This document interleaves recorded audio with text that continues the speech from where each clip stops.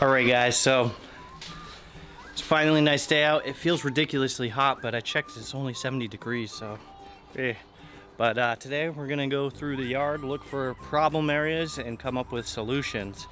Because I haven't done any of this year, so I'm a little bit behind. But first we're gonna check the seeding project. It's not looking so hot. I mean, it came in, the grass has come in. Weeds sort of died out, but it's not looking great.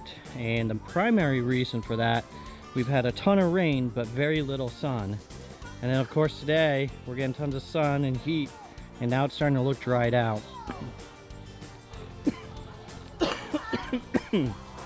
See, look here, it's super dried out. Grass is alive, but I got cracks going on, so that's not good. It's too hard. This needs water and aerate. I'm gonna dump some of that on this too. So normally when I do seeding projects, I'm not so busy and I'm able to keep it wet and everything, but like the weather we've had was super crazy wet, and then I think the past few days was super dry, and you get used to not watering it, and then this happened. So it's been a tough year for me. So all right, next issue we got is, besides the leaves falling, making everything look a mess, there is lots of Poa annua. Now in years prior, I would just let it dry out and die out, but I'm watering the backyard a lot more, and so it's actually surviving because I'm cutting it so low. But I mean, I like the look of it low back here for the kids, so I'm gonna keep doing that. I got two options here. I could just leave it be because it's not really bothering them, or I could try to kill it off. And I'm right now, honestly, I'm leaning towards just leaving it be. I might try to kill it later in the season so I can overseed in the fall, but for now I might just let it be. My wife did get the flowers and beds going, so that's nice. Let's see, what else? I mean, overall the backyard's not too bad. It's I mean, we got these patchy spots. There is some clover here, but the front yard is where the clover's at. I've been not keeping up on it. So see, tons of clover. And then the border with my neighbor's yard, there's a ton here. I mean, he likes clover, so it just keeps spreading, and I gotta stay on top of it, which I haven't been. But I would say, to me, this is a problem area. You can see here, it's not growing as thick. Somebody threw some weeds, nice.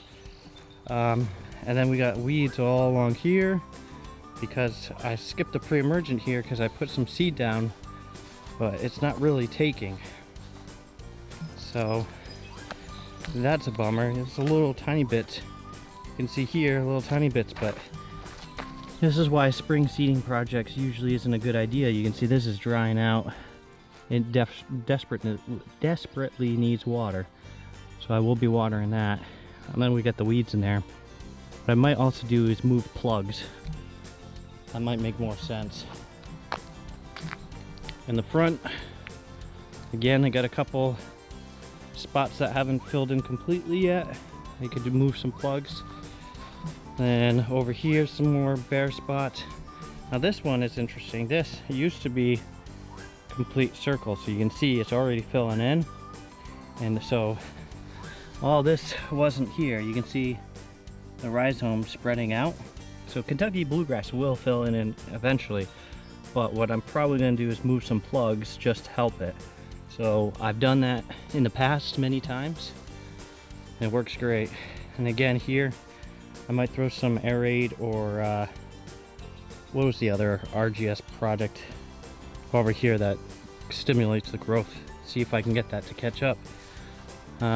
Here we got seed heads. Now this is all Kentucky bluegrass seed heads. So I'll show you. So that's a good thing to have in your yard, because that means it's Kentucky bluegrass. Every spring it does this. I usually will drop it down a notch or two and just cut them off, but it's not really harmful. It's just seasonal. And here we got more weeds, more stuff not growing very well. So I gotta kill those. I gotta stimulate the good stuff. More clover over here. It's just it's not good. So it's not perfect, but I'm working on it. I'm trying to get there. You know, it's been a struggle of a year. The chinch bugs really set me back, which, by the way, I'll show you this. This whole area was almost dead from the chinch bugs, and you can see here the little spots where it's not filled in completely, but the Kentucky bluegrass plugs really filled it in.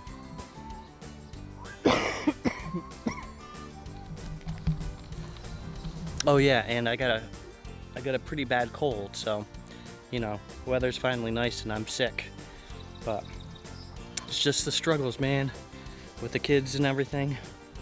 So I did put some seed here, but again, it's not doing so hot. It's probably, I don't know if it's gonna actually make it. So the only thing I could do is put the sprinklers on a timer and keep watering it that way, but I'm not sure I want to do that. And then over here you can see, I mean, technically here is my neighbor's yard. I try to keep it nice, but the sprinklers are lined up with the property line, so it's really hard to keep it nice. So we're just going with the flow. I might actually move the sprinklers along the edge, so that way it gets watered and can look nice. Because I did talk to them, and they are fine with me taking care of that section, but we had that chat after the sprinklers were put in. So if I knew they were cool with it to begin with, I would have told the sprinkler guys just put it straight up against it, because I don't mind watering that section of their yard to you know, make it look nice. All right, and here's another issue I have. This was from the chinch bugs, and you can see I moved some plugs, but I didn't do enough, and yeah, I'm gonna have to deal with that. But it is spreading out. You can see this is a really healthy rhizome right here. You got more coming, so I mean, eventually it'll fill in, but let's see. I thought I saw a little bug. Might be time to put down some merit.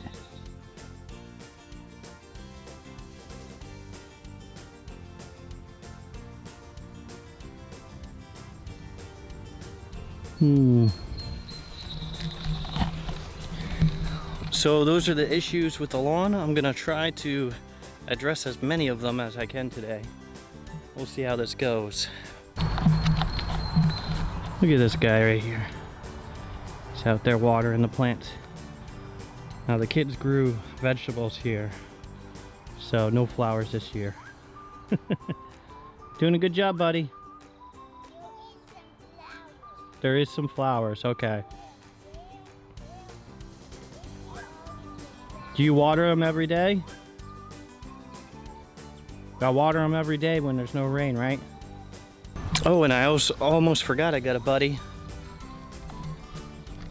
He was looking lonely, so I got this guy. Give him a friend. I think Connor will approve of this guy. It's the most detailed flamingo I've seen, so pretty cool. All right, so I can see a problem already starting. The grass, the soil is repelling water, and what I mean is I'm not spraying the driveway, but when I water the grass here, all the water is just running off into the driveway and away. So that means that area is not getting water when the sprinklers are running. So that compounds all the other issues that I've got.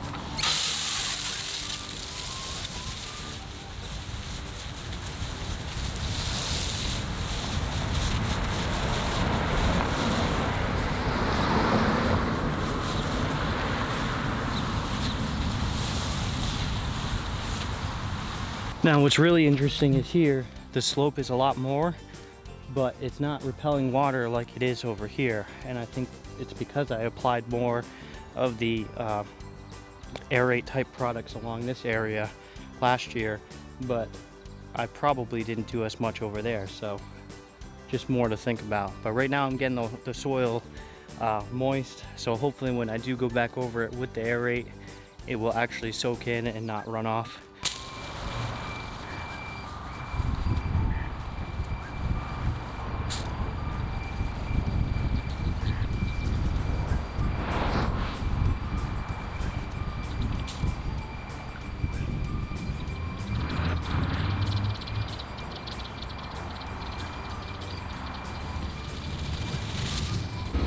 Alright, so I got the RGS stimulant in here, and I'm gonna spray that down now along the edges and any areas that aren't growing as thick as I want them to, and we'll see how this works.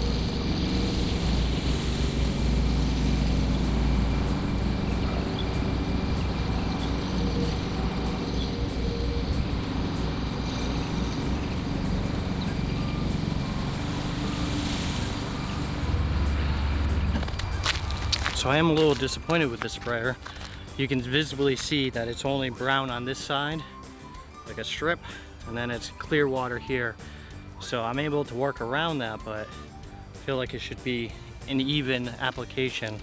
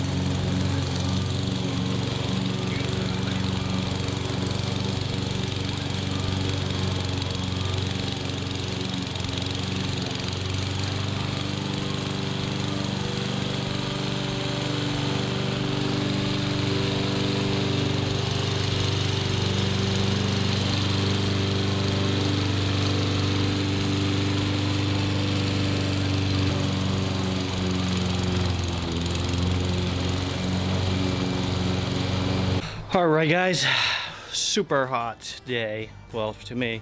So here's what I did. I put down the starter fertilizer with tenacity in it. My face, no matter what, I'm gonna look bad. Maybe I'll go do it in the shade. But I put the starter fertilizer down. It's about time to do the second application.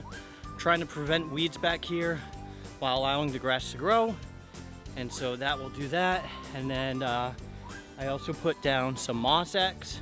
I'm gonna try that. Somebody in the Rhode Island Lawn Care Nut group, Facebook group, was raving about it. So I decided to grab a bag.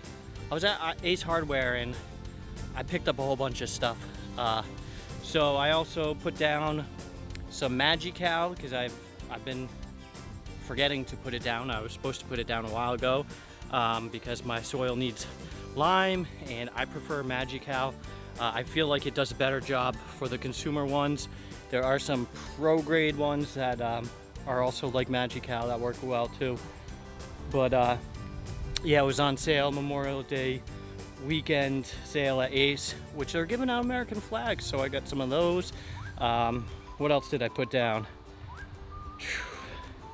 Well, I put those three things down, so I am gonna water it. So I'm gonna use the app on my phone to put the water on in the backyard. I feel like I'm missing something. I'm not doing any weed killing right now. I've got too much baby grass, so it's not ready for weed killing yet. All right, sprinklers going, watering it nice. So I'm curious, what are you guys doing for this Memorial Day weekend? You guys doing anything fun? I am enjoying the yard. It's not perfect. It's starting out rough this year, but it'll get there. I secretly like having problems every year because it gives me something to do. when it's perfect, it's just like, it's less to do. It's kind of fun having little seeding projects and little spots of weed infestation that you can spend some time and effort on. It's kind of, I don't know. I mean, how do you guys feel about that? If you like my videos, you'll love my website, grassdaddy.net. The lawn care planner tool will download the local weather reports every morning and build a lawn care plan catered to your area.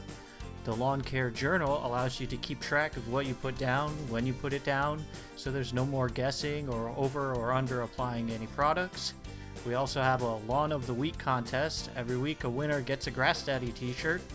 And last but not least, there are application calculators and articles to help you identify and tackle problems in the lawn. So check it out, it's completely free, it's grassdaddy.net.